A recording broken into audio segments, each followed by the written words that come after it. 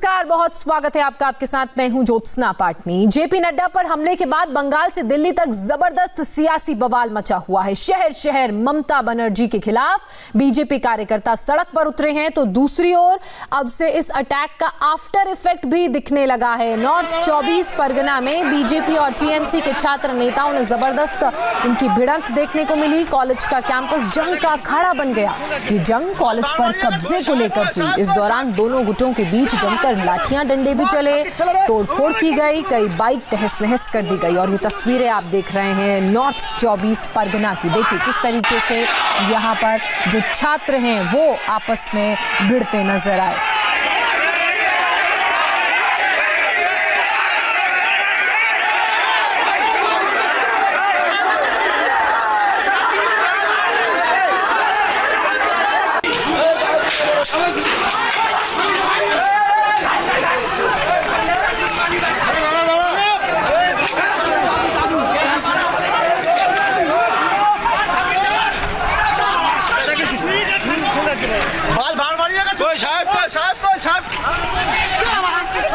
मार खाके चला रे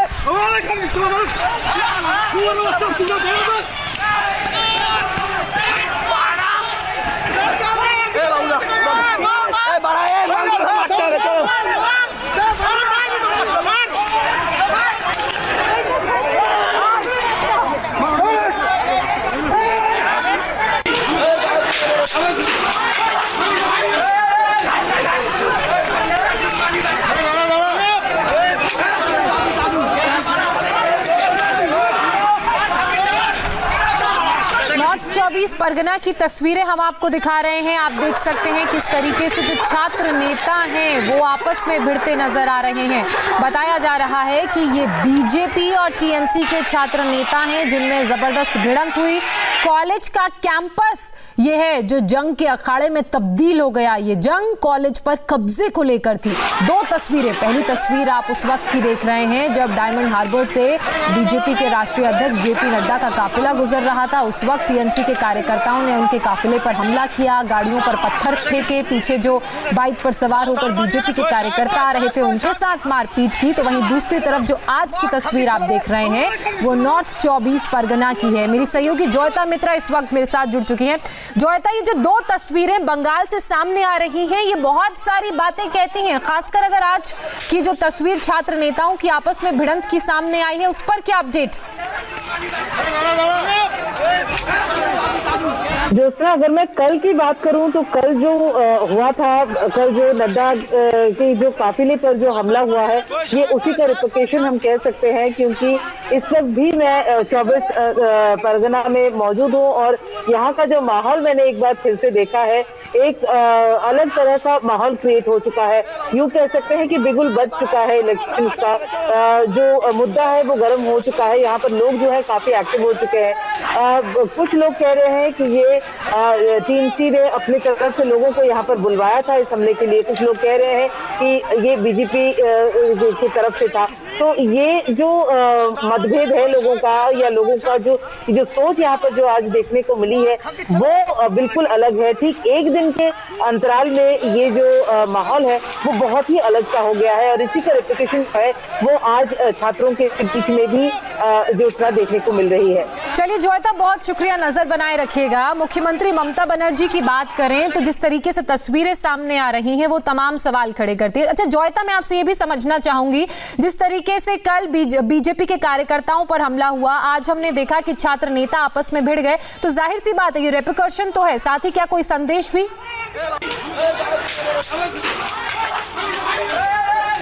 देखिए, बंगाल का जो इलेक्शन है इस बार ये बहुत ही इम्पोर्टेंट है और ये जो हॉटस्पॉट है, ये जो जगह है, अलग अलग जो जगह है वो बहुत इस वक्त अहम हो जाता है।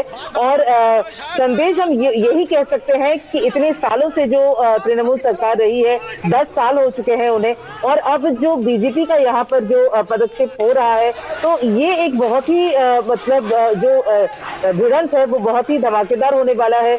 लोग इस इलेक्शन को बहुत ही बहुत उत्सुकता है लोगों के अंदर कि यहाँ क्या होने वाला है, बंगाल की सियासत को क्या होने वाला है। तो यही संदेश लोगों को जा रहा है कि भाई अब सब लोग यही कह रहे हैं कि जो अच्छा काम करेगा हम उसका साथ देंगे। तो सबने अपना जो है वो एक प्लान बना ही लिया है। ज्योत्सना, बिल्कुल, ये जो बौखलाहट देखने को मिल रही है वो कहीं ना कहीं घबराहट जरूर दर्शा रही है ममता बनर्जी और पार्टी की। बहरहाल बहुत शुक्रिया जॉयता आपका, तमाम अपडेट्स के लिए नजर बनाए रखिएगा।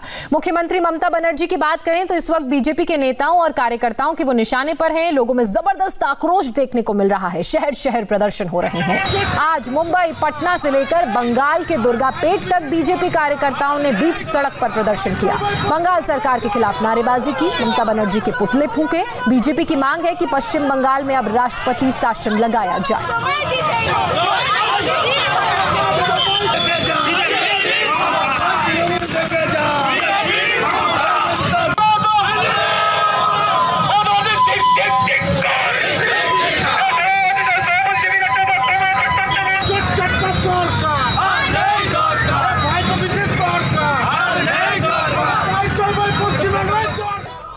बीजेपी अध्यक्ष जेपी नड्डा पर हमले के बाद गृह मंत्रालय भी फुल एक्शन में नजर आ रहा है। पश्चिम बंगाल के डीजीपी और मुख्य सचिव को दिल्ली तलब किया गया है और इस पर पश्चिम बंगाल के राज्यपाल ने गृह मंत्रालय को एक रिपोर्ट सौंपी है उस हमले की जो बीते कल हुआ। साथ ही ममता बनर्जी को दो टूक नसीहत भी दी है। इस पूरे मामले पर पीएम मोदी की भी नजर है। प्रधानमंत्री मोदी ने बीजेपी अध्यक्ष जेपी नड्डा और कैलाश विजयवर्गीय से फोन पर बात की और कल हुए हमले की पूरी जानकारी ली।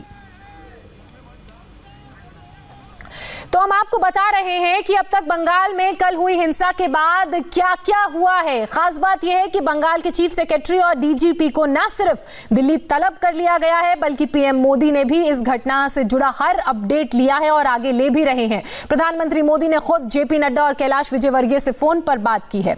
वहीं बंगाल के राज्यपाल की बात की जाए तो राज्यपाल ने भी इस हमले को लेकर गृह मंत्रालय को अपनी रिपोर्ट सौंप दी है जिसमें उन्होंने लॉ एंड ऑर्डर को पूरी तरह से बताया है। इसके अलावा गवर्नर ने ममता बनर्जी को चेतावनी भी दी है, कहा है कि वो संविधान की हद में रहकर काम करें।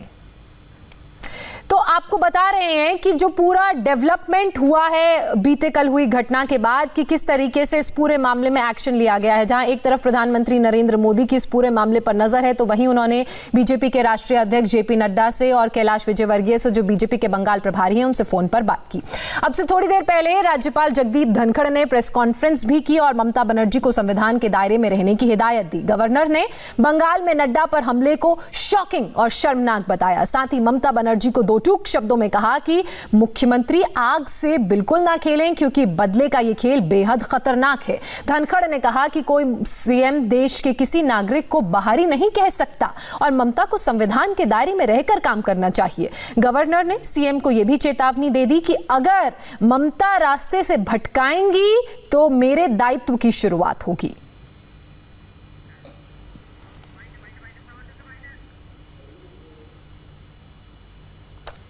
संविधान की आत्मा से हम कितना और भटकेंगे,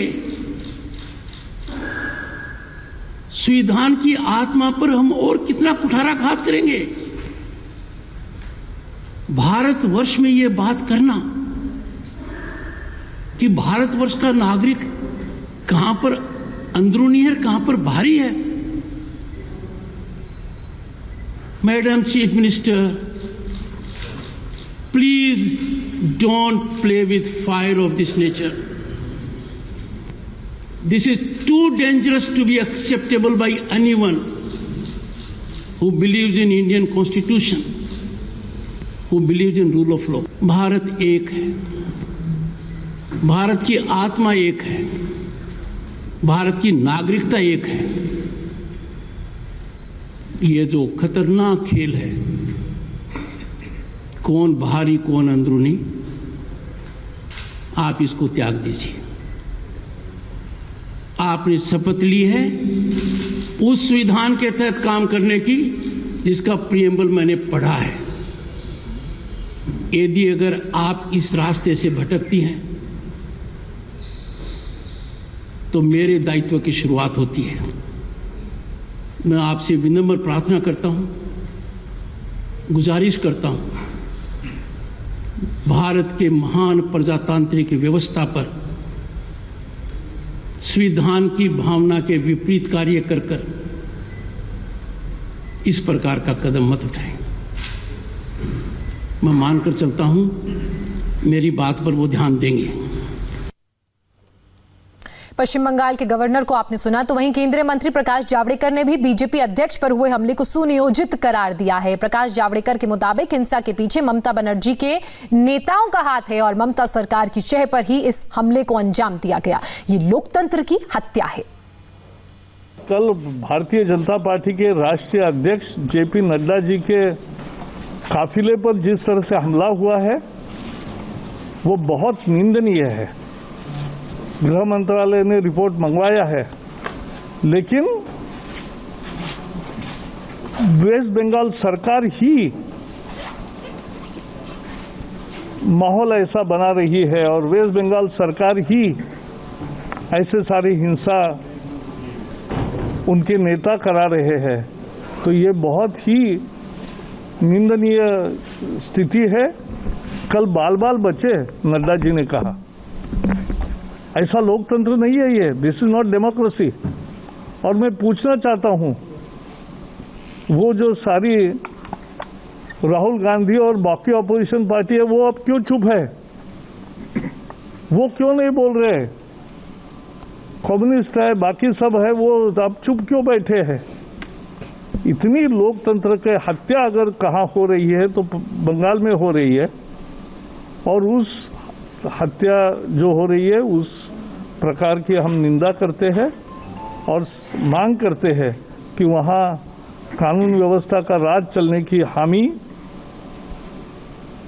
मुख्यमंत्री दे, और वो इंश्योर करना उनका काम है। नड्डा पर हमले के बाद बंगाल में कैसे आया सियासी उबाल, दिखाएंगे आपको एक छोटे से ब्रेक के बाद।